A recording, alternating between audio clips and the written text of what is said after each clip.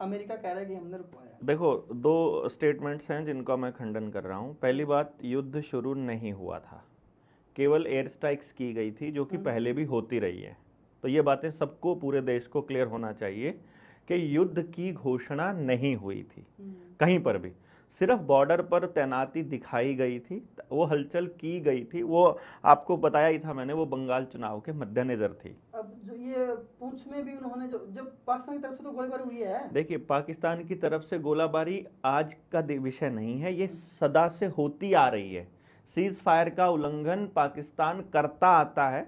वो जब इधर से कुछ लोगों की हानि हो जाती है, हमारे कुछ सैनिकों की शहादत हो जाती है, उस वक्त हमारी जो सेना है वो जवाबी कार्रवाई में अनुशासन के तहत और बिना प्रोवोक किए वो आक्रमण करती है।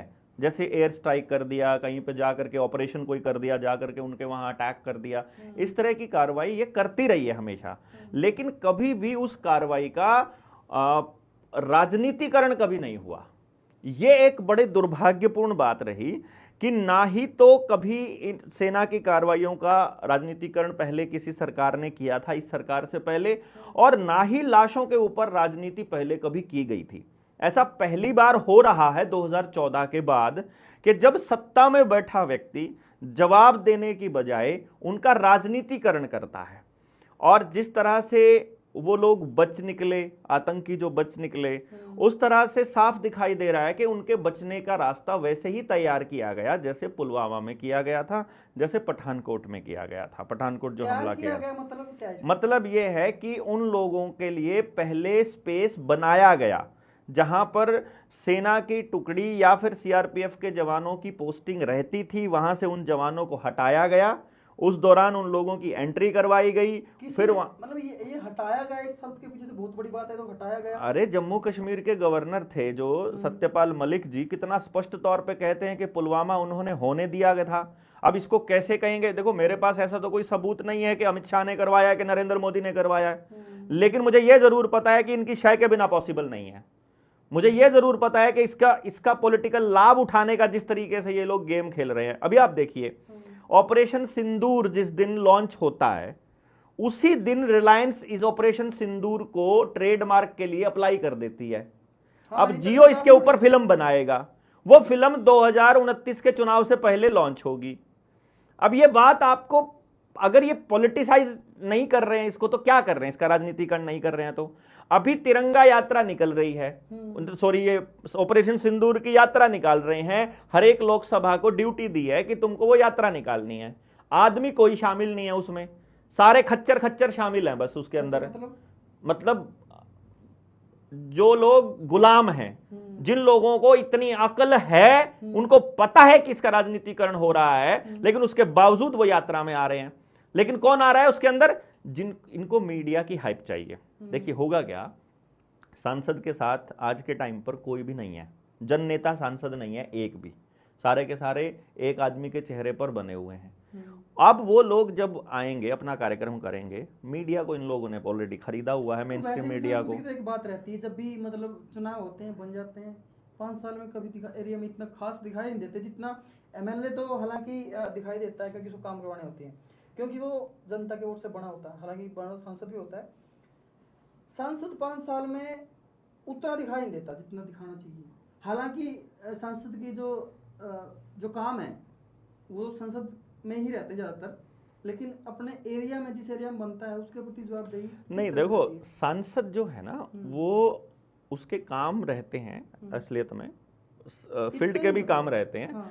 लेकिन सांसद का जो कार्य क्षेत्र है वो बहुत बड़ा होता है, तो उस पूरे कार्य क्षेत्र को अगर वो कवर करे, यानी अगर आप यहीं से कैलकुलेशन ही लें, अगर करनाल का ही एग्जाम्पल हम लें, तो 9 विधानसभा आती है एक सांसद के पास।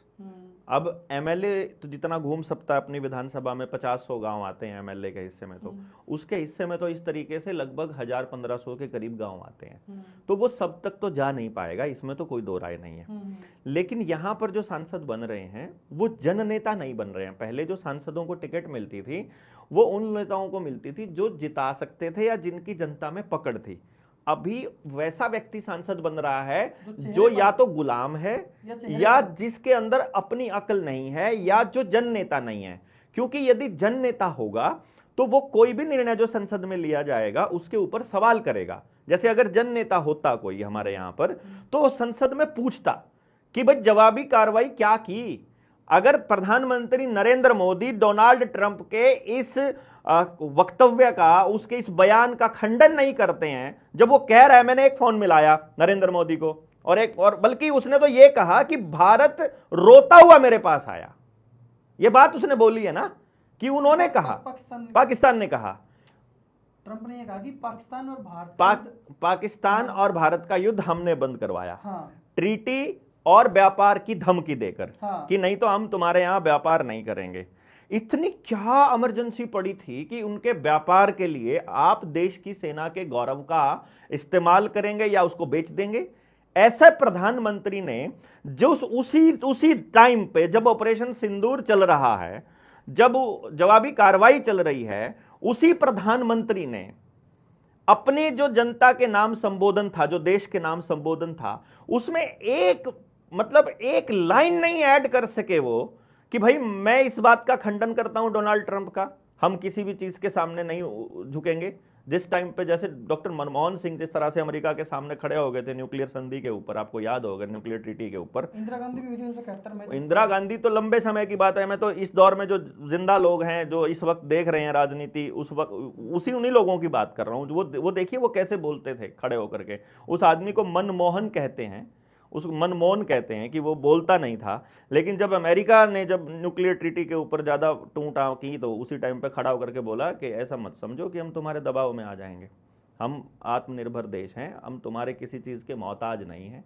यहाँ पर तो बोलने की हिम्मत नहीं हुई, क्योंकि जो अमेरिका में, ऑस्ट्रेलिया में, इंग्लैंड में, इनमें से कहीं पर भी अगर अडानी के खिलाफ भ्रष्टाचार के मामले चल रहे हैं, अमेरिका में तो चल ही रहा है ना, सबको मालूम है, अब वो मामले बंद कराने की डील हुई है या किस चीज की डील हुई है, ये तो बताएगा प्रधानमंत्री, बताएगा ना।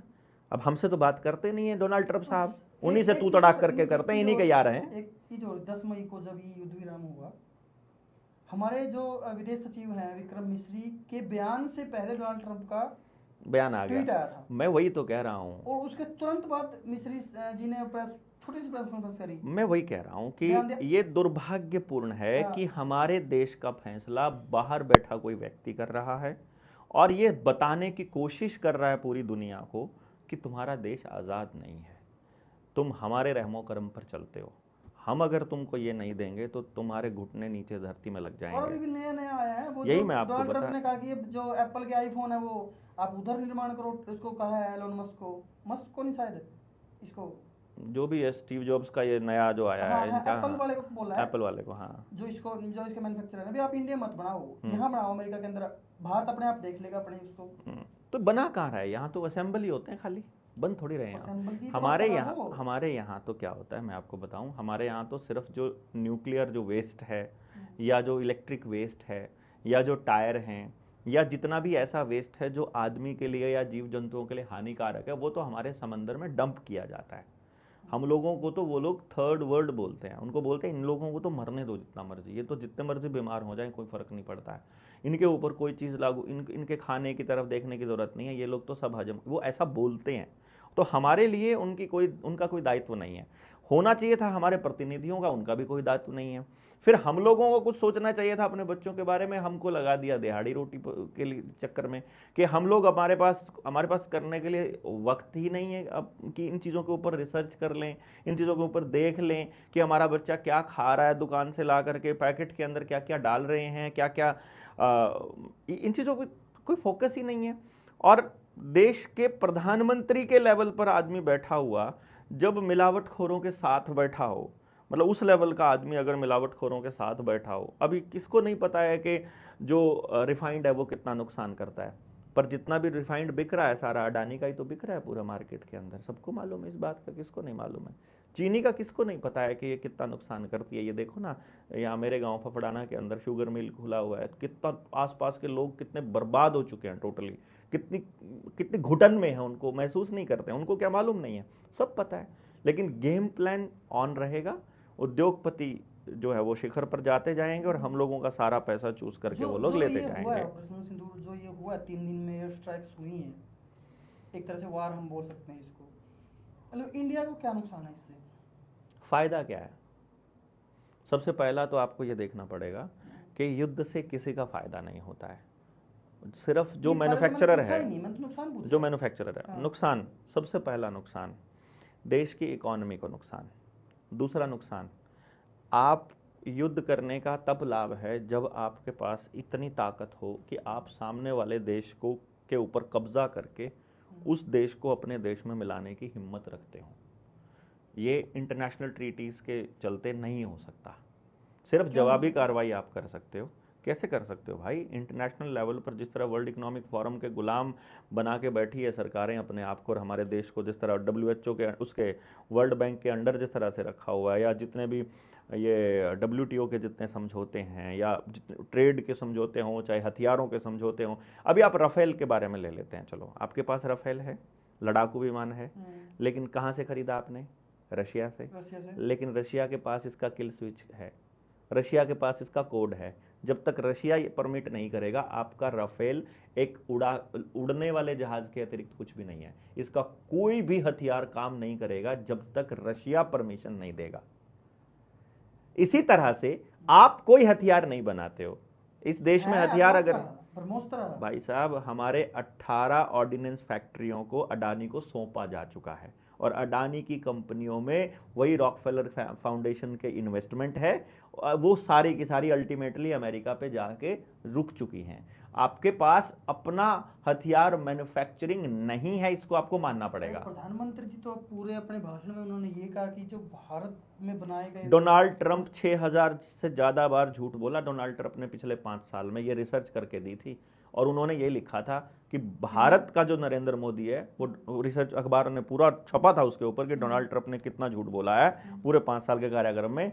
ये जो नरेंद्र मोदी है, इसके बारे में ये खबर है कि वो डोनाल्ड ट्रंप से भी बड़ा झूठा है। टोटल पॉलिटिकल गेम खेलता है, इसको उससे कोई मतलब नहीं है। सच क्या है, झूठ क्या है, सही क्या है, गलत क्या है, देश का नुकसान है कि फायदा है, इसको केवल चुनाव में फायदा होना दिखना चाहिए।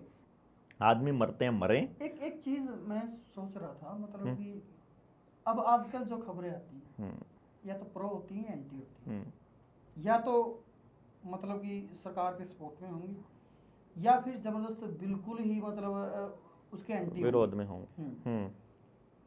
सवाल जरूर खड़े होते हैं, चाहे वो सवाल निराधारी क्यों ना हो, लेकिन सवाल खड़े होते हैं देश के प्रधानमंत्री के लिए, देश की सुरक्षा के लिए, और जो भी पॉलिटिकल पार्टी है उनके प्रलोभन के लिए।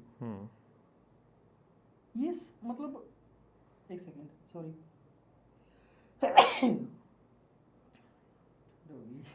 कोई बात। हाँ, जो ये सवाल खड़े होते हैं, क्यों, मतलब क्यों लोगों को मन में भय क्यों है कि ये इसका ये कारण भी हो सकता है। जैसे पुलवामा अटैक हुआ था, देश के सैनिक मारे गए थे, सवाल खड़ा हुआ कि भाई राजनीतिक लाभ के लिए वो करवाया गया। अब भी सवाल उठ रहे थे कि भाई जो ये पहलगाम अटैक हुआ, इसका भी मतलब दूरगामी सोच के जो लोग हैं, भाई आगे क्या होगा, अब इससे युद्ध छिड़ेगा, युद्ध में फिर क्या होगा, युद्ध का लाभ कैसे होगा। जैसे पिछली बार वोट मांगे गए थे पुलवामा के नाम पर, आप उनके नाम पे वोट दो। तो जब देश के प्रधानमंत्री के खिलाफ इतने बड़े बड़े आरोप लगते हैं, सवाल उठते हैं, तो चिंता जरूर होती है मन में कि ये ऐसा क्यों हो रहा है। देखो राहुल भाई, एक बात समझिए आप, यदि वो सचमुच हमारा प्रतिनिधि है तो वो हमारे जवाबों के प्रति, हमारे सवालों के प्रति या हमारी सोच के प्रति गंभीर होना चाहिए और उसे अपना स्पष्टीकरण देना चाहिए। बल्कि यदि वो इस भारत को बचाना चाहते हैं तो उनको ये भी कहना चाहिए कि कोई भी नेता, कोई भी पार्टी इस मूवमेंट राजनीतिकरण नहीं करेगी, मैं भी नहीं करूंगा, हम इसका कोई राजनीतिकरण नहीं करेंगे। दुश्मन ने अटैक किया है, जिस प्रकार से कांग्रेस पार्टी समेत बाकी की सारी पार्टियों ने सर्वदलीय मीटिंग बुलाई, उसमें 2 बार मीटिंग बुलाई, दोनों बार ही एब्सेंट था प्रधानमंत्री नरेंद्र मोदी, दोनों बार एब्सेंट था। ऐसा कैसे हो सकता है कि सारे दल इकट्ठे हो रखे हैं और वो आदमी जो देश का मुखिया बना बैठा है वो खड़ा नहीं हो रहा है? वो कह रहा है कि मैं नहीं आऊंगा, मुझे तो अपनी रैलियां करनी है, मुझे तो अपनी सभाएं अटेंड करनी है। वो यार हद तब हो जाती है जब पहलगाम में अटैक होने के कुछ ही घंटों के बाद उसकी फ्लाइट टेक ऑफ करती है और वो रेड कारपेट बिछी हुई रैली को संबोधित करता है और बिहार के लोगों को अंग्रेजी में संबोधित करता है, और उससे अगले दिन वो सारे बॉलीवुड के इन भांडों के साथ में बैठ के नौटंकी कर रहा है। मतलब वेव समिट में है, वेव समिट में इन जो बॉलीवुड एक्टर पैक्टर नहीं थी इनके साथ नहीं बैठा था क्या ये? हाँ। तो क्या कर रहा था वहां पे वो? मतलब देश के ऊपर इतना गंभीर वो चला हुआ है, इसने अपने गुंडे लगा रखे हैं फेसबुक के ऊपर कि कोई भी अगर इसके खिलाफ बोले या सवाल उठाए तो उसको देशद्रोही साबित कर दो। हम जैसे लोगों को ट्रोल कितना किया गया फेसबुक के ऊपर, आपने देखा नहीं, लेकिन मतलब हमने सवाल ही तो खड़ा किया कि ठीक है, हमने मान लिया कि आतंकी थे, मतलब तो जाने क्यों दिए तुमने? जिम्मेदारी किसकी है वहां पर? सुरक्षा कारणों में चूक कैसे हुई? और तुम फिर रैली कैसे अटेंड कर सकते हो? और तुम इन बॉलीवुड के साथ मतलब ये रंगरलियां मनाने वाला काम कैसे कर सकते हो तुम? अगर देश के अंदर इतनी बड़ी विपदा आई हुई है, तुम्हारे ही ट्रोल करने वाली सेना बोल रही है, 2 रुपए प्रति कमेंट करने वाले लोग बोल रहे हैं, वो जब इसको इतना ज्यादा राजनीतिकरण कर रहे हैं और हर किसी को अटैक कर रहे हैं, जो भी आदमी सरकार से सवाल पूछ रहा है, उस वक्त तुम मौज कैसे कर सकते हो? यह पूछना बनता है देश का और उसको जवाब देना बनता है। लेकिन मजाल है कि 2014 से लेके आज 11 साल में एक सिंगल प्रेस कॉन्फ्रेंस करी हो हरामखोर ने। खा रहा है हमारे टैक्स के पैसे से मौज कर रहा है और एक सवाल का जवाब देने की हिम्मत नहीं। अपना मन की बात, ठन की बात, पता नहीं क्या क्या बकवास करता रहता है। सारे अखबारों को, मीडिया चैनलों को विज्ञापन दे दे के उनको अपने हिसाब से मौज कर रहा है, अपने हिसाब से कुछ भी लिख के दे देते हैं जो वहां के कार्यालय से लिख के चला जाता है।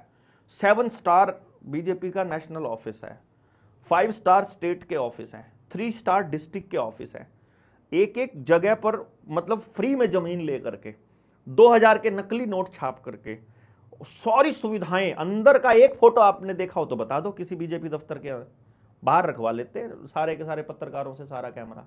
सिर्फ कॉन्फ्रेंस रूम के अलावा किसी पत्रकार की औकात नहीं है किसी जगह का फोटो वायरल कर दे या दिखा देंगे। आपने देखा हो किसी मीडिया चैनल में कि कैसे दफ्तर बनाया है इन लोगों ने, अंदर कितनी रंगरलियां मनाने का इनके पास पूरा गेम प्लान है, कैसे वॉर रूम बनाया हुआ इन्होंने, क्या क्या अंदर खेला रचा है किसी के पास समझ? किसी के पास कोई जानकारी नहीं है। ऐसा कैसे हो सकता है? जनता के पैसे से ऐश करने वाला आदमी जनता के प्रति जवाबदेही से भाग रहा। इस पॉलिटिक्स को आपको समझना पड़ेगा। अगर ये पॉलिटिक्स आप नहीं समझे, आज आपके फेसबुक के ऊपर एंटर करके आपको गालियां दे रहे हैं और आपको मारने की धमकियां देते हैं, कल को वो आपके दफ्तर में घुसकर आपका दफ्तर तोड़ेंगे, कल को वो आपके घर में घुसकर आपके बेटियों को उठा के ले जाएंगे।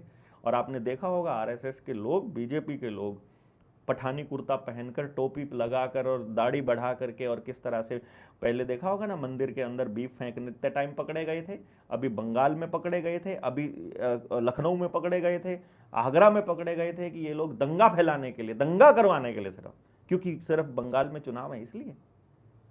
मतलब इतना तो समझ में आना चाहिए देश के लोगों को यार, कि एक आदमी जवाब नहीं दे रहा है लेकिन 8000 करोड़ रुपए के प्लेन में घूम रहा है हमारे पैसे से, और हम कोई हमारे प्रति जवाबदेही नहीं है उसकी। लेकिन जो जनता है वो इसके उल्ट भी जो देख रही है, भाई ये जो काम हो रहे हैं देश में, जो तरक्की हो रही है, वो भी तो बीजेपी कर रही है। कोई एक काम, आप सड़कें ही देख लो। सड़कें काम है? क्यों? सड़कों की जरूरत किस लिए पड़ती है? आने जाने के लिए। कहाँ जाना है आपको? कहाँ जाना है आपको? क्या सामान ढोना है आपको? आपके व्यापारिक गतिविधि तो होती है। क्या बताओ ना, क्या क्या व्यापारिक गतिविधि होती है जो गांव के आदमी को लाभ देती हो? जो देश, ये देश गांव का देश है ना, गांव के आदमी को लाभ देने वाला एक काम बता दो आप इन सड़कों से यूज करते हो। यहां असंध में बैठे हैं ना, असंध से लेकर के एक करनाल जाती है। सुनिए, नहीं, मुद्दा है, बहुत इंपॉर्टेंट मुद्दा है। असंध से एक बात कर चुके इसके ऊपर, नहीं जा रहे हैं, सड़क के ऊपर हम बात कर चुके। चलिए फिर कोई बात नहीं, तो ये हम थोड़ा स्किप हाँ, कर देते हैं। ठीक है। जो हम बात कर रहे थे वो वाली, हम उस बात पे थे जो ये व्यापारिक गतिविधि जो अमेरिका ने एंटर किया था, वो क्या मतलब क्या था, वो उस पे बात करते। इस देश में दाल पैदा नहीं हो सकती क्या? हो सकती है। तो बाहर से क्यों मंगानी पड़ती है? इस देश में मूंगफली है, इस देश के अंदर तिल है, नारियल है, तेल मिल सकता है अपने को, तो पाम ऑयल क्यों खिलाया जा रहा है देश के लोगों को? राइस ब्रेन क्यों खिलाया जा रहा है इस देश के लोगों को? कभी किसी ने पूछा कि जब वो कैंसर होने वाली चीजें, पेट में हजम ना होने वाली चीजें आपको खिलाई जा रही हैं, तो वो क्यों जरूरत पड़ रही है, जबकि आपके खेत के अंदर उग सकती हैं वो? आप पॉली हाउस बनाने के लिए करोड़ों रुपए आवंटित करते हो, हजारों करोड़ रुपया। लोग सब्सिडी के नाम पर लूट मचा के रखे हैं। जो उद्योगपतियों के जानकार हैं, नेताओं के जानकार हैं, वो क्या करेंगे? पॉली हाउस बनाएंगे, उसका माल खाएंगे। सब्सिडी खाने के लिए बनाते हैं, खाली दिखाते हैं प्रोजेक्ट बैंक वालों के साथ मिल करके, और सब इसी काम के लिए ये सारा काम होता है। और जो अगर उसमें वाकई कोई खेती करता है, सबको पता है कि कितनी जहरीली केमिकल्स उनके ऊपर डालने पड़ते हैं, तब पॉली हाउस में फसल होती है। चाहे खीरा हो, चाहे टमाटर हो, चाहे और कुछ हो, सब्जी कितनी हो, पॉली हाउस की सब्जी जहर है। और ये पता है उगाने वाले को भी, ये पता है उसका बीज बनाने वाले को भी, ये पता है उसके ऊपर ग्रांट देने वाली सरकार को भी, मंत्रालय को भी। उसके बावजूद आपके देश के लोगों के स्वास्थ्य के साथ खिलवाड़ होता है। ये कितनी बड़ी ठगी नहीं है देश के लोगों के साथ? इस पे तो कोई भी नहीं बोलता है। और ये जो बाहर से कैसे ये चीज जो आप पॉली हाउस के बारे में बता रहे हो कि भाई बिना केमिकल के सब्जियां या इसके अंदर हो ही नहीं सकती ऐसा कुछ? हाँ, मतलब कैसे? उसमें क्या होता है कि पॉली हाउस में क्या होता है, वो टेम्परेचर मेंटेन करने के लिए आपको एक मतलब पॉली हाउस बना के दे दिया जाता है, जो सूरज की गर्मी को एंटर तो करवा देता है, बाहर नहीं जाने देता। तो जिस भी फसल को पकने के लिए गर्मी चाहिए, उस टाइम पर अगर सर्दियां हैं और हमें धूप इतनी तेज नहीं मिल रही है, तो वो गर्मी का माहौल अंदर पैदा कर लेगा। तो वो बीज इस तरह के दिए जाते हैं, या तो वो जेनेटिकली मॉडिफाइड होते हैं, जिनको ज़्यादा पानी की ज़रूरत पड़ती है और ज़्यादा केमिकल्स की ज़रूरत पड़ती है। वो एक दिन में, मतलब अभी छोटा छोटा खीरा था, स्प्रे किया, सुबह तक देखा पूरा बड़ा खीरा है, तोड़ दिया, अगले दिन वो खीरा उसके अंदर वो फिर वो अगले छोटे छोटे बीज आ गए, फिर करा, अगले दिन फिर, मतलब डेली का खीरा इतना निकल आता है जिसकी कोई हद ही नहीं है। उसकी कैपेसिटी नहीं है। जैसे डंगर को टीका लगा लगा के दूध निकालते हैं, वैसे ये काम आप लोगों के साथ हो रहा है। और आप जितना खीरा अवेलेबल है ना मार्केट के अंदर, अभी टेस्ट करा लो लैब में, जहर मिलेगा, प्योर जहर मिलेगा। जो पॉली हाउस में जो लोग खेती करते हैं और जो उसको जो बेचते हैं ना, वो घर में खाते भी नहीं है। हमारे घर में मेरा प्लॉट है, हम प्लॉट में हमने क्या कर रखा है, घिया, तोरी, ये मतलब अपनी सब्जियां, नहीं, टमाटर और मिर्च, एक ये जो होती ककड़ी, ये हमने लगा रखी, भिंडी भी लगा रखी है। हम ये सोचते हैं यार इतना हम पैदावार नहीं उससे हो रही यार। कई बार क्या होता है, मेरे जो फादर साहब वो कहते हैं भाई मैं इन पे केमिकल नहीं फेंकूंगा, बस हाँ, मेरे को प्योर चाहिए, हाँ, चाहे वो थोड़ी हो जाए, प्योर चाहिए। हाँ। मैं पापा ये मिर्चें जो इनके ऊपर मतलब कुछ करो, ये तो जलती जा रही हैं और इसकी पत्ती सिकुड़ जा रही हैं, फल आ नहीं रहा है। यार नहीं, इनको होने दो। मतलब और फिर ध्यान वहां आता है यार, वो उनका उत्पादन कैसे होता है। कितनी समझ वाले लोग हैं वो जो ये कहते हैं कि मैं अपने बच्चों को जहर नहीं खिलाऊंगा। लेकिन आप एक बार आपको चेक करना है ना कि ये सब्जी सही है कि गलत है। मंडी से सब्जी लाओ, उसको फ्रिज में मत रखो, बाहर रख दो। अगर उसने एक रात वैसी ही निकाल दी जैसी आप लेकर आए थे, तो वो सही सब्जी है। अगर अगले दिन वो एकदम बूढ़ी हो जाए, तो समझ लो कि इसमें कबाड़ था, प्योर केमिकल था। बिना फ्रिज के रखो। बिना फ्रिज के आपके घर में जो सब्जी रखी है ना, बिना फ्रिज के रख दो, एक हफ्ते तक भी खराब नहीं होगी। जो प्योर सब्जी, हाँ, आपके प्लॉट में उगी हुई है ना, आप रख दो उन मिर्चों को, एक हफ्ते तक भी वैसी की ऐसी रहेंगी, चाहे बेशक कैसा भी टेम्परेचर हो। जिस रूम पे टेम्परेचर पे आप रहते हो उसमें खराब नहीं होगा। कहने का मतलब ये है कि प्योरली जहर है वो, प्योर। और ये कौन दे रहा है अपने को? जो व्यापार करने वाले व्यापारी हैं। क्योंकि व्यापार और बाजार का एक ही नियम है, और वो है प्रॉफिट, वो है फायदा, वो है पैसा।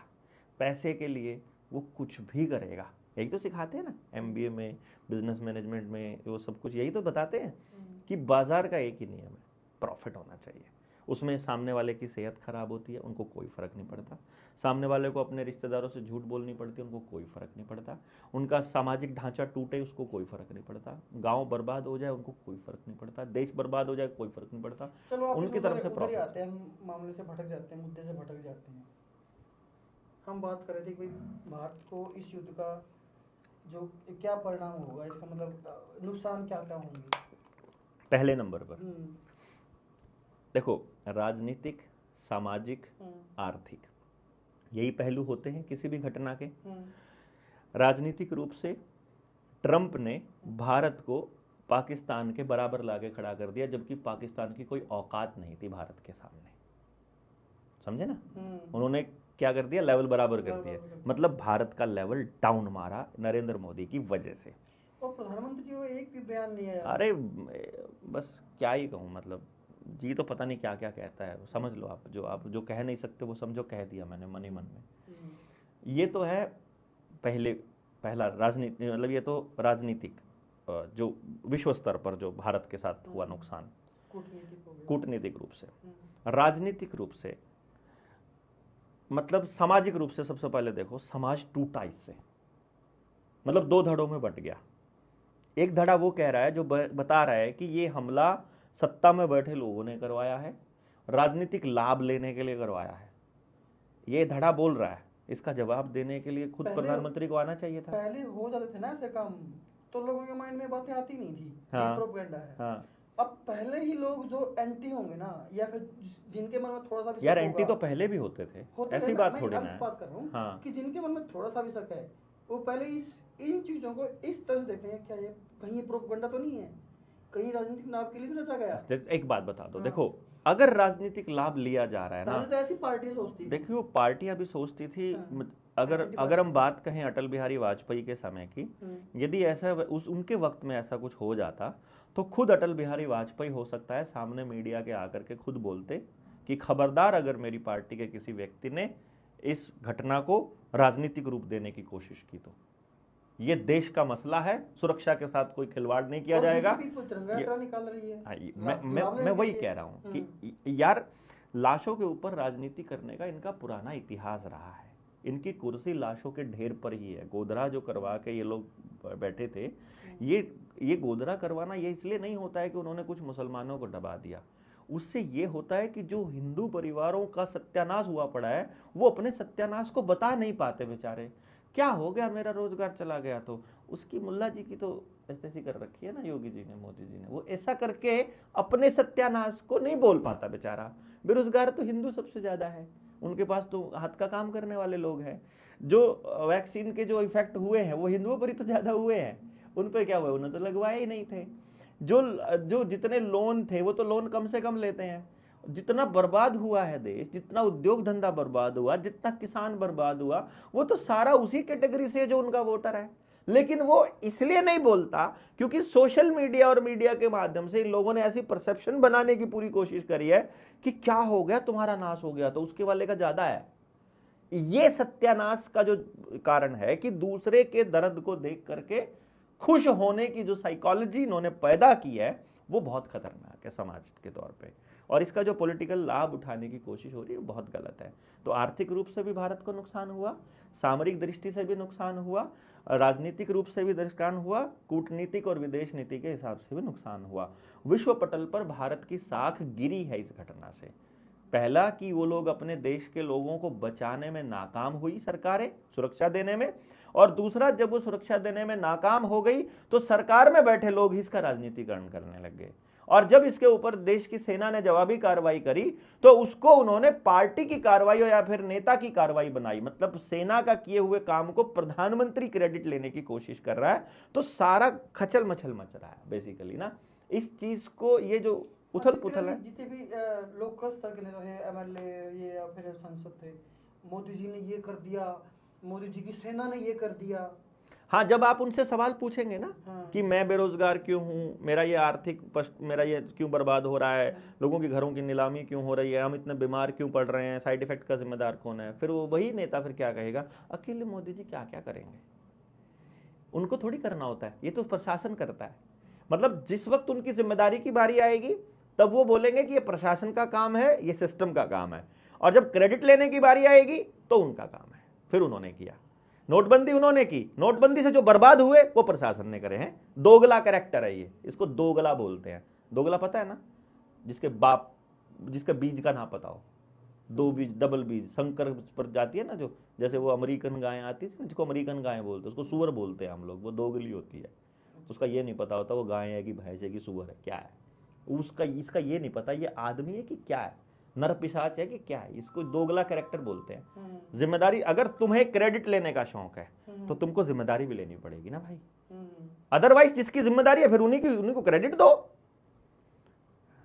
ये तो गलत नहीं होगा ना, तो लॉजिकल बात है कि जो कर रहा है उसका क्रेडिट है। नरेंद्र मोदी को कुर्सी पर बिठाया इस देश के भले के लिए है, उसको जहाज 8,000 करोड़ का इसी काम के लिए दिया जाता है, अनलिमिटेड खर्चा इसी काम का दिया जाता है, अनलिमिटेड स्टाफ इसी काम का दिया जाता है। उनको देश की भलाई करने के लिए ही कुर्सी पर बिठाया गया है, उनको मौज करने के लिए नहीं बिठाया गया है। मौज तो करते कहां है प्रधानमंत्री? इससे ज्यादा मौज क्या होगी कि प्राइवेट प्लेन है जिसका। आज तक एक भी छुट्टी नहीं ली उन्होंने। अच्छा, ये जो जाता है मतलब जो बीजेपी के जितने भाषण देने जाता है चुनाव के दौरान, छुट्टी लेके जाता है कि ऑन ड्यूटी जाता है? देश का प्रधानमंत्री है कि बीजेपी का प्रधानमंत्री है? तो ऑन ड्यूटी हमेशा रहता ही है। तो फिर यहां कमल का फूल कैसे लगा के रखता है, तिरंगा क्यों नहीं लगा के रखता? शर्म नहीं आती इसको? जब ये देश के प्रधानमंत्री की कुर्सी पर बैठा है तो ये बीजेपी का कैसे हो गया? ये विपक्ष का भी प्रधानमंत्री है, ये उस आदमी का भी प्रधानमंत्री है जिसने वोट नहीं किया इसे, और ये उसका भी प्रधानमंत्री है जो वोट कर ही नहीं सकता। इस देश की 40 करोड़ आबादी तो वोट ही नहीं कर सकती क्योंकि 18 से नीचे की है, उसका भी तो प्रधानमंत्री है ये। तो 24 घंटे कमल का फूल लगा के कैसे रख सकता है ये 24 घंटे चुनाव के मोड में रहेगा, हर चीज का चुनावी फायदा उठाने की कोशिश करेगा, देश के प्रति कुछ भी नहीं सोचेगा। इतनी मतलब ऐसी जवाबदेही के प्रति इतनी मतलब असंवेदनशीलता कैसे हो सकती है इसके अंदर? इतनी संवेदनहीन कैसे हो सकता है ये व्यक्ति? इतना कुछ देश के लोगों को पूछना चाहिए ना कि यार तुम देश के प्रधानमंत्री हो, बीजेपी के प्रधानमंत्री नहीं हो, तो तुम जब वहां जाते हो तो तुम कम से कम छुट्टी अप्लाई करके जाया करो ना कि मैं आज बीजेपी का प्रचार करने जा रहा हूं। और देख लो ना, भाषण उठा के रिसर्च कर लो ना कि कितने दिन बीजेपी का प्रचार किया इसने, वो छुट्टी में गिने जाएंगे। वो पार्टी के मतलब देश के पैसे से पार्टी का काम करता है ये जो छुट्टी वाली बात कर रहे हो आप, छुट्टी के पीछे मतलब प्रधानमंत्री का क्या रहता है? मतलब प्रधानमंत्री छुट्टी कहाँ किससे लेता है? छुट्टी प्रधानमंत्री मतलब छुट्टी होती भी है नहीं, ये इसके पीछे आप ही ने बोला था छुट्टी नहीं लेता, मैंने तो इसलिए बोला है। मैं तो ये बता रहा हूं आपको कि जब वो देश का काम जब करेगा, जब देश का काम करेगा तो तिरंगा लगाएगा, जब कमल का फूल लगा होगा तो छुट्टी पर है। जब इसने यहां कमल का फूल लगाया, पार्टी काम से निकला है, तब वो प्रधानमंत्री कार्यालय और पार्टी कार्यालय अलग अलग है भाई मेरे। इतना तो फर्क पता होगा ना देश को। अगर देश को इतना भी नहीं पता तो फिर मैं क्या करूं? तो देखो ना कितने चुनावों में कब रहा है इसकी पूरी पुरानी वीडियोस मिल जाएंगी, कब ये चुनावी मोड में रहा। ये है जो स्पष्ट से शब्दों में है, सिंपल शब्दों में ये है कि भाई जब भी मतलब चुनाव मोड में होते हैं, कहीं किसी राज्य में चुनाव हो रहे हैं, पैसा हमारा खर्च किया जाता है, पैसा जनता के टैक्स का खर्च किया जाता है और प्रचार बीजेपी का होता है। यह ठगी है देश के साथ, यह चोरी नहीं है क्या? आपका डेप्यूटी कलेक्टर अपनी अपनी अपनी रिश्तेदारों की शादियों में लेके आपकी गाड़ी घूमता रहे, वो चोरी नहीं है क्या देश के साथ में? है, ये सरेआम दिख रहा है। चौकीदार कुत्ते क्यों पालता है भौंकने वाले? सोशल मीडिया पर जब आया तो मेरे को किसी ने पूछा यार कितनी गालियां पड़ रही है तेरे को। मैं कहा चौकीदार इसलिए तो कुत्ते पालता है कि वो सोता रहे और कुत्ते भौंकते रहे, लोगों को लगे कि जाग रहा है चौकीदार। वो चोरी कर रहा है, आपके पैरों के नीचे से आपका पैसा, आपकी दौलत, आपका घर, आपकी दुकान, मकान, रोजगार सब छीन रहा है आपसे, और पार्टी कार्यालय के लिए काम करता है 24 घंटे 24 के 24 घंटे। इस देश के लिए एक दिन भी काम नहीं करता वो, या अडानी के लिए काम करता है या बीजेपी के लिए काम करता है। इसके अलावा देश के लिए कुछ किया तो बताओ? एक सिंगल काम नहीं गिना सकते आप जो देश के लिए किया हो। प्योर पॉलिटिक्स देश में कहीं भी नहीं आता है इसके, उसमें बर्बाद जैसे गुजरात को कर दिया था, अब पूरे देश को करने पे लगा पड़ा है। सॉल्यूशन गांव के आदमी को यह समझना पड़ेगा कि कोई एमएलए, कोई एमपी, कोई मुख्यमंत्री, कोई प्रधानमंत्री, कोई डीसी, कोई एसडीएम, कोई तहसीलदार, कोई बाहर का व्यक्ति अगर आपके गांव में आया है, वो आपको लूटने के अलावा कुछ भी नहीं करेगा। आपके गांव की तरक्की केवल गांव के लोगों के हाथ में है। सबसे पहला सॉल्यूशन, गांव में कोई भी बाहर का व्यक्ति नौकरी पर नहीं आएगा, यह पहला सॉल्यूशन। गांव का आदमी गांव में काम करेगा, क्योंकि गांव के मास्टर को पूरा गांव पूछ सकता है कि तुम ये इतने बच्चों को बर्बाद क्यों कर रहे हो। जो मास्टर 2 बजते ही छुट्टी लेके अपना गाड़ी में बैठते निकल लेता छुट्टी होते ही, उसको कौन पूछेगा। आंगनबाड़ी वर्कर, आशा वर्कर तो लगी रहे, उनके माध्यम से सारा डेटा लेकर के, और ये जितना तहसीलदार है, कभी भी देखा तो आप लोगों ने, पहले तहसीलदार की पोस्टिंग यहाँ होगी, वो जब इस एरिया का सत्यानाश कर चुका होगा फिर उसे वहाँ ले जाएंगे जहाँ का करना है। जो लोग सरकार की नहीं मानते उनको ऐसी जगह पे, जिसको खुड्डा लैंड बोलते हैं, ऐसी जगह जहाँ उनके पावर है ना कुछ कर सकते हैं। इसका मतलब है कि वो सरकार के गुलाम नहीं है। सरकार के गुलामों को ऐसी जगह रखेंगे जहाँ उनको अपना प्रोपेगेंडा चलाना है। क्यों भाई? क्योंकि जवाबदेही नहीं है। यहाँ के आदमी को वहाँ भेज दिया फरीदाबाद, वो भी डरा हुआ है कि मैं अकेला हूँ, और वहाँ के आदमी भी डरे हुए हैं कि ये तो बाहर का है, कोई मिलता ही नहीं उनको काम करने को। जवाबदेही नहीं है, किसी की जवाबदेही नहीं है। आपने पार्टी के आदमी को टिकट दे दी, पार्टी ने आदमी दे दिया, टिकट आ गई, आपने किसी एक आदमी का चेहरा देख करके उसको चुन लिया, अब वो है ही नहीं आपका। ये जो कह रहा था अभी एमएलए जो असंध का है, योगी क्या नाम इसका, जो भी है, ये बोल रहा था ना मेरी जिम्मेदारी है असंध की। क्या क्या कर लिया इसने अब तक? हो गया होगा 6 महीने तो आया गया होगा, हनीमून पीरियड से निकल लिया होगा। करने के लिए इसके पास पहले का थोड़ा है, करोड़ों रुपया कमाता है, अरबों रुपया का मालिक है। तो अभी अभी अभी क्या कर लिया इसने अब तक 6 महीने में? कोई परियोजना रखी? कोई ब्लूप्रिंट है इसके पास? नहीं है। इनको ये जो करोड़ों रुपया खर्च करके जो आदमी बनेगा, कुछ भी बनेगा। भाई साहब, मैं अपने गांव में अपना मैंने एजुकेशन का मिशन शुरू किया है फफडाना से। मैंने वहां अपने गांव वालों से पूछा कि जिस सरपंच का जो मानदेय है 4,000 रुपए हो, उसका साल में कितना, 48,000 रुपया कमाया ना उसने। 5 साल में कितना कमाया उसने? लगभग 2.5 लाख रुपया। यानी उसके पूरे 5 साल के कार्यकाल में एक सरपंच को मानदेय के रूप में मात्र 2.5 लाख रुपया मिलता है। वो आदमी 30-30 लाख रुपया अपने सरपंच के इलेक्शन में कैसे खर्च कर सकता है? और अगर करेगा, उठा के करेगा वो तो कहीं ना कहीं से, या फिर उसका जुगाड़ होगा कर दिया तो 30 लाख रुपए ऐसे हवा में उड़ा देगा वो। 30 लाख से जनता की सेवा करेगा तो अलग है।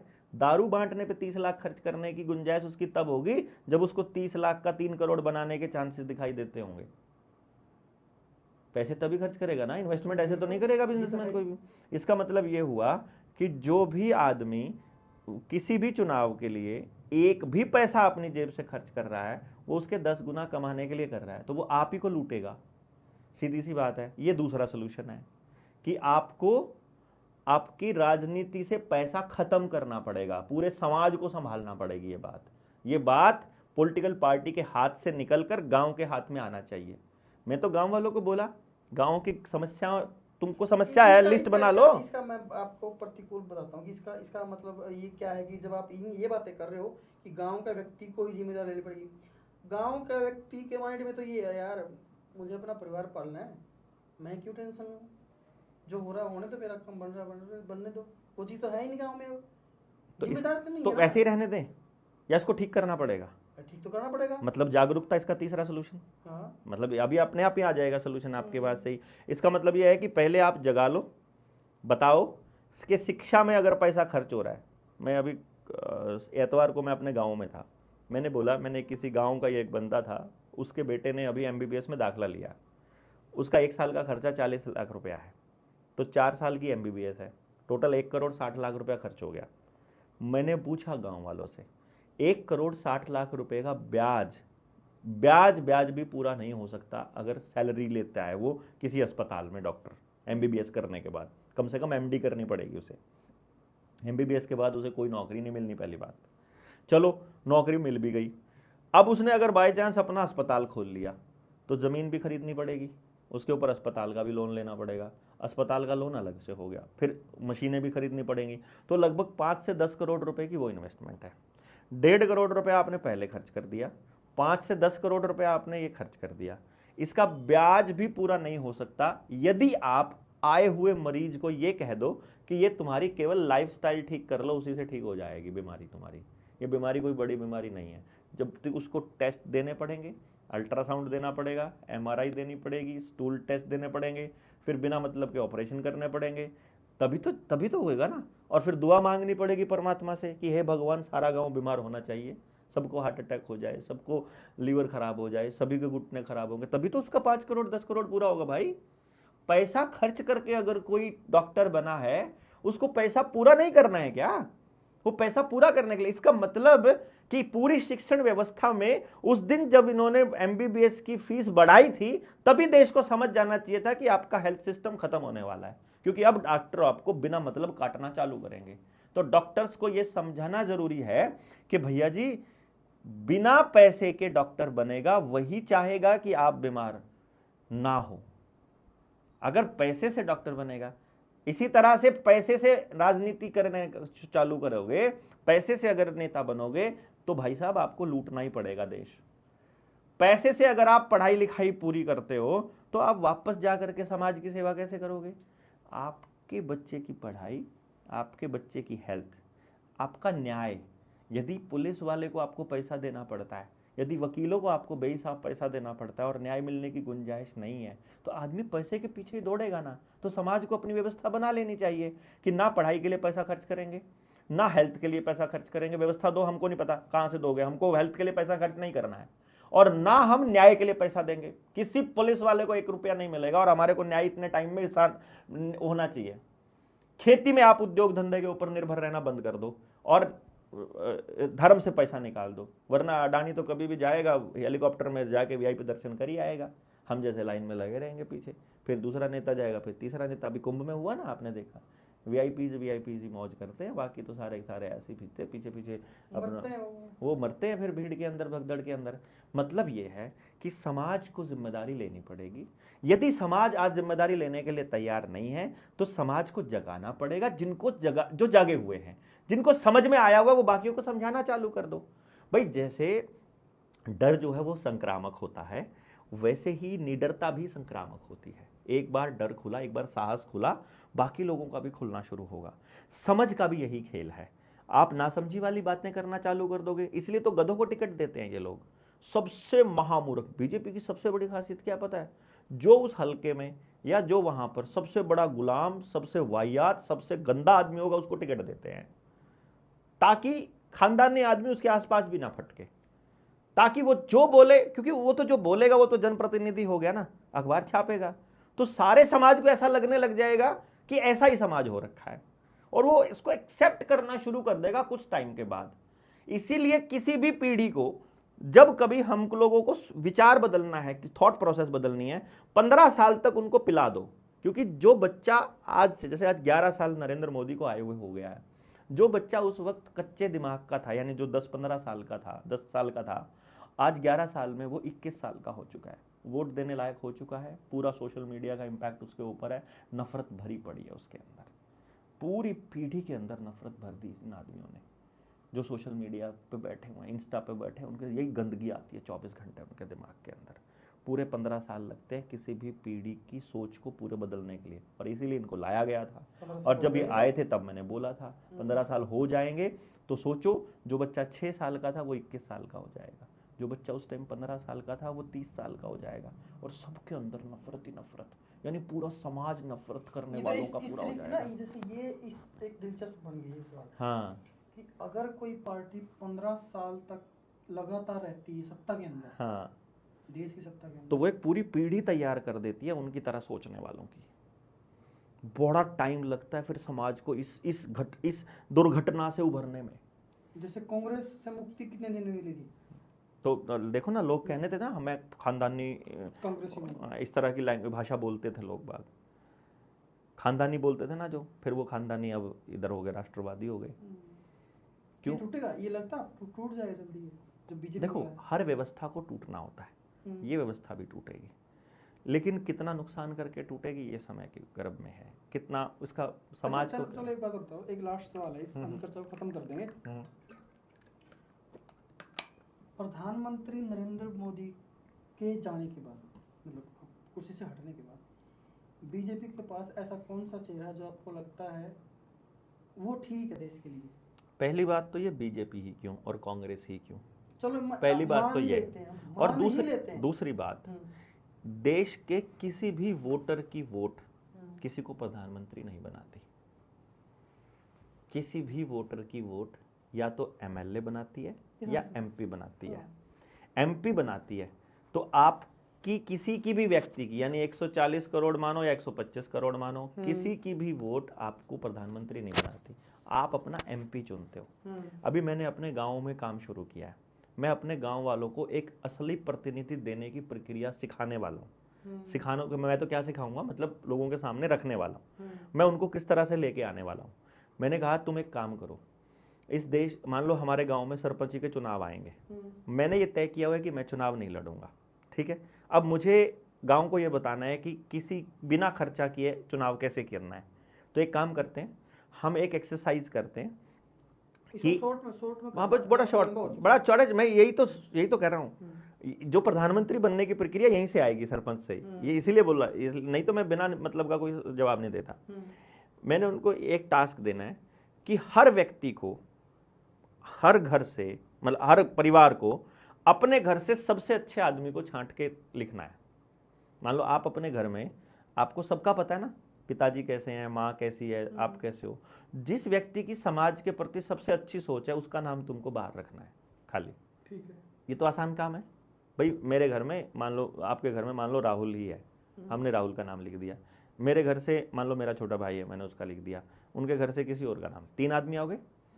अब उस गली में मान लो 10 घर थे, सबने अपने अपने 10 नाम छांट दिए। रोज शाम को मीटिंग करी, भाई हमारे तो घर में ये 10 आदमी है, ठीक है।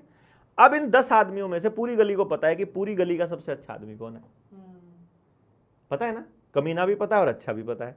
पहली बात तो अगर घर में कोई कमीना आदमी होगा तो घर से उसका नाम ही नहीं आएगा, पर अगर वो ले भी आया होगा धक्के से अपनी पत्नी को या अपने पति को डांट पीट के अपना नाम लिखवा भी लिया होगा, तो गली वाले नहीं आने देंगे। अगर गली से निकल के आ गया, मोहल्ले में पहुंच गया, कि अब मोहल्ले वाले अपने गली के सबसे मतलब काबिल आदमी को दे दो, ठीक है, वो अपने काबिल आदमी को दे दो। मतलब गली वाले जो बेस्ट आदमी चुना था, तो एक मोहल्ले में मान लो 6 गलियां हैं, तो वो 6 बेस्ट आदमी आ गए, उनमें से सबसे बढ़िया मोहल्ले वाले भी निकाल सकते हैं एक आदमी। अब पूरे गांव में मोहल्ले 10 हैं, तो 10 बढ़िया आदमी निकल के आ गए।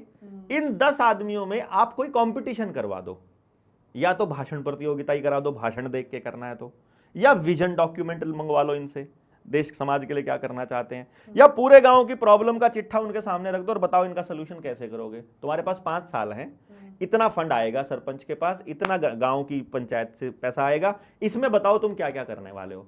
जो उनमें से सबसे बढ़िया करता है उसको छांट लो। इसी तरह से जब आप पार्लियामेंट के चुनाव के लिए कोई आता है आपके पास वोट मांगने के लिए, गांव अपनी सारी प्रॉब्लम्स का एक चिट्ठा रखे कि ये लिस्ट है प्रॉब्लम्स की, जिस पार्टी के नेता के पास हमारी प्रॉब्लम्स का समाधान हो वो गांव में घुस जाना, वरना घुसने की जरूरत नहीं है। अगर पार्टी के लोगों के पास उसका समाधान है तो आ जाएंगे, नहीं तो नहीं आएंगे। जब देश की पॉलिटिकल पार्टियों को यह पता चलेगा कि गांव का आदमी अपनी प्रॉब्लम्स को लेकर इतना जागरूक हो गया है कि अब वो जात को वोट नहीं करेगा, अब वो पार्टी को वोट नहीं करेगा, अब वो मुख्यमंत्री प्रधानमंत्री के चेहरे को वोट नहीं करेगा, वो लोकल व्यक्ति जिसने उसका काम करना है उसको वोट करेगा, तो वो जब मुद्दे पे वोट करने लग जाएगा तो पार्टियों की मजबूरी हो जाएगी अच्छे लोगों को टिकट देना और उनको ग्राउंड पे उतारना, ढूंढना, समाज से अच्छे लोगों को ढूंढना।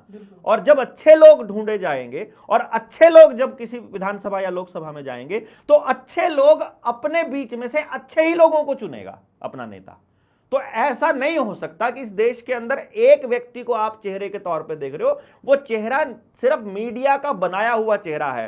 अगर सचमुच नरेंद्र मोदी को कोई भाजपा का आदमी ये कहता है कि ये वाकई नेता बनने लायक है, बिना टेलीप्रॉम्प्टर के, बिना किसी सवाल को पहले दिए, वो किसी भी एक पत्रकार को पहले से स्क्रिप्ट ना लिखा हुआ एक इंटरव्यू देके दिखा दे, या ओपन कोई भी वो प्रेस वार्ता करके दिखा दे, प्रेस कॉन्फ्रेंस, उसकी इतनी औकात ही नहीं है।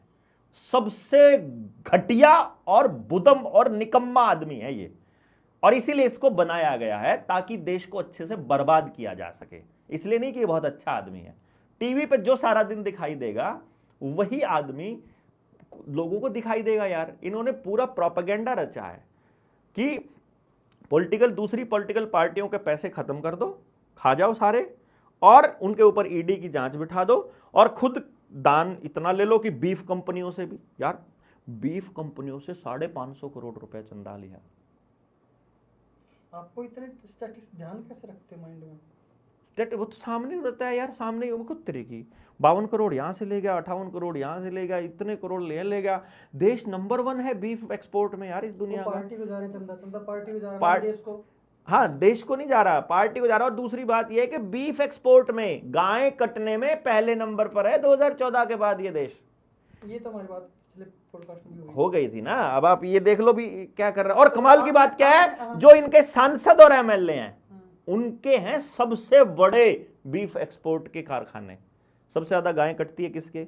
अल कबीर पे कटती है। नाम क्या है उस फैक्ट्री का जहां गायें काटी जाती है? अल कबीर। है किसकी? हिंदुओं की। अच्छा। कितना बड़ा गेम खेला जाता है। कहाँ पे है वो? यूपी में। किस किस नेता की है वो? संगीत सोमोर की है। संगीत सोमोर? संगीत सोम जो इनका एमएलए हुआ करता था, जो संजीव बाल्यान के साथ में दंगों में शामिल रहा है, वो भी उसका पार्टनर हुआ करता था। अब अभी भी नेता वो? हाँ, बीजेपी का बड़ा अच्छा नेता है वो। शायद अब की बार बन नहीं पाया था। अच्छा। I hope so. चलो इसको यहीं खत्म करते हैं हमारे पॉडकास्ट को। आपने एक अच्छा शेड्यूल, ये जो मॉडल बताया कि भाई एक अच्छा नेता कैसे हम चुन सकते निकाल सकते हैं भाई। गाँव से। देखो, जागरूकता मूल में है, समझ मूल में है।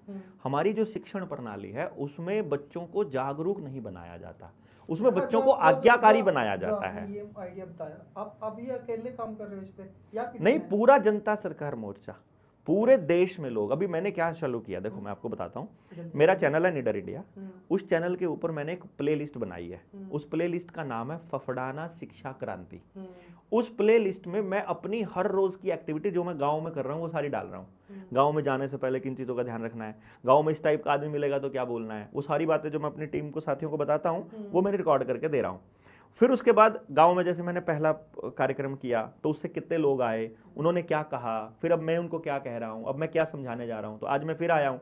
आज वीरवार है, शुक्र, शनि, एतवार, 4 दिन मैं अभी गाँव को दूंगा। एतवार को फिर मीटिंग करूंगा। पिछले एतवार की करी थी 11 तारीख को, अब 17 को फिर करूंगा।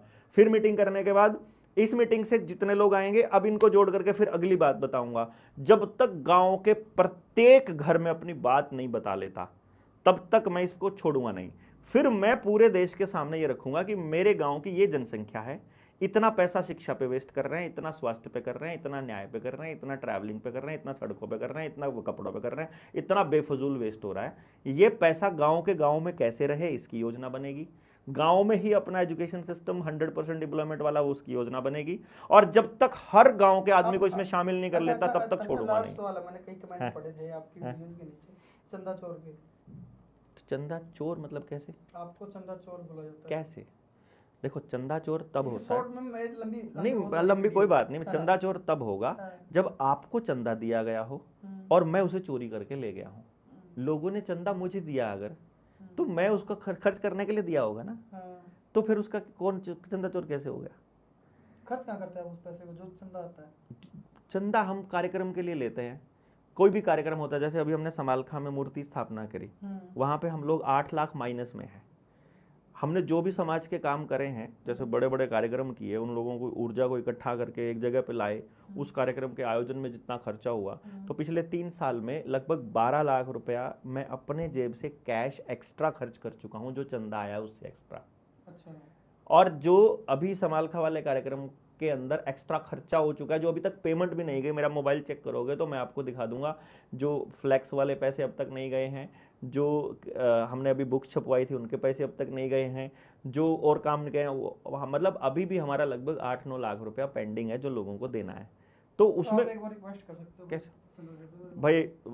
9518170000 ये हमारा नंबर भी है मोर्चे से जुड़ने का, और ये हमारे को आप मदद भी कर सकते हो इस नंबर के ऊपर, आर्थिक मदद भी कर सकते हो। करण के नाम से आएगा ये नाम इसके अंदर, क्योंकि वो उसी अकाउंट के साथ अटैच्ड है ये, जो हमारा जो जागरूक समाज मंच का जो अकाउंट है वो। और मैं आपको डिस्क्रिप्शन वो भी दे दूंगा आपको मैसेज, जो डिस्क्रिप्शन में आप ये डाल सकते हो। आप हमारे को मदद भी कर सकते हो। देखो, 8 महीने हमने पहले काम किया। मोर्चा जब हमने बनाया जनवरी 2022 में, अक्टूबर में हमने पहला कार्यक्रम किया, तो टीम ने बोला जी चंदा मांगना पड़ेगा, क्योंकि समाज का काम है, समाज के पैसे से होना चाहिए। जेब से पैसा लगाएंगे तो कल को वो पैसा पूरा करने की लगी रहेगी हमको। हमने कहा कि फिर जब पैसा इकट्ठा हो जाएगा फिर लड़ाइयाँ होनी शुरू हो जाएंगी पैसे के ऊपर, इसलिए हम पैसा इकट्ठा नहीं करेंगे, हम पहले खर्च करेंगे, फिर जनता से मांगेंगे। अगर जनता को लगेगा हम सही काम कर रहे हैं तो वो मदद कर देगी, नहीं करेंगे तो नहीं करेगी। तो हमने पहली बार 8 महीने काम करने के बाद लोगों से चंदा मांगा। इसी तरीके से हम पहले काम करते हैं फिर हम मांगते हैं। इसमें भी हमने सारा काम उधार पे उठा के किया, जो समालखा में कार्यक्रम किया 23 मार्च को, और पैसा नहीं आया। अभी हम लोग कर्जे में है उल्टा। हमने सबने ये तय किया हुआ है कि देखो जैसा तैसा होगा, हम सारे मिल करके थोड़ा बहुत करके हम इसे चुकता करते रहेंगे। अगर हमारी गुंजाइश नहीं रहेगी हम काम करना बंद कर देंगे, लेकिन पैसा इकट्ठा नहीं करेंगे, अपने पास जमा नहीं करेंगे। खर्चा हम कर चुके हैं, और बाद में मांग लो, समाज से मांग लेंगे। हाँ। समाज को लगता हम ठीक किया तो दे देंगे, वो आप उनको हमारी दिहाड़ी समझो, कुछ भी करो। वरना मैं अपना बिजनेस अगर मैं करता हूं तो मुझे किसी से चंदा मांगने की जरूरत नहीं है, उससे खर्च करके भी मैं कर सकता हूं। पर मैं क्या कहता हूं, काम मैं अपने परिवार के लिए करता हूं, जो मैं कमाई करता हूं। यहां समाज का काम है तो समाज को ही करना चाहिए। यही सोच करके हम लोगों से कहते हैं कि तुम्हारे सहयोग के बिना बात नहीं बनेगी, क्योंकि जब तक आपकी इन्वेस्टमेंट उसके अंदर नहीं होगी ये काम आपका नहीं बनेगा, फिर वो हमारा ही बना रहेगा। तो ये हमारा ना बने इसीलिए आपका रहे, समाज का रहे, इसलिए चंदा मांगा जाता है। और चोरी तब होती है जब उसे लेकर कोई भाग जाता है या जोड़ता है। अभी हम माइनस में हैं, अभी हमको चोर नहीं कहा जा सकता। तो ये थी चर्चा डॉक्टर देवेंद्र बलहारा जी के साथ। बहुत सारे पहलुओं पर चर्चा करी, और ये हमारे ऑफिस के अंदर हमारे जो ये हमारा काम करने की जगह, यहाँ पे आते रहते हैं, हम चर्चा करते रहते हैं। और जो इनका विजन है वाकई में शानदार है। आप इन्हें सहयोग कर सकते हैं अगर एक अच्छे समाज के निर्माण में आपको एक भूमिका चाहिए। तो इसी बात का यही अंत करते हुए इस पॉडकास्ट को यही अंत करते हैं। धन्यवाद। बहुत बहुत धन्यवाद।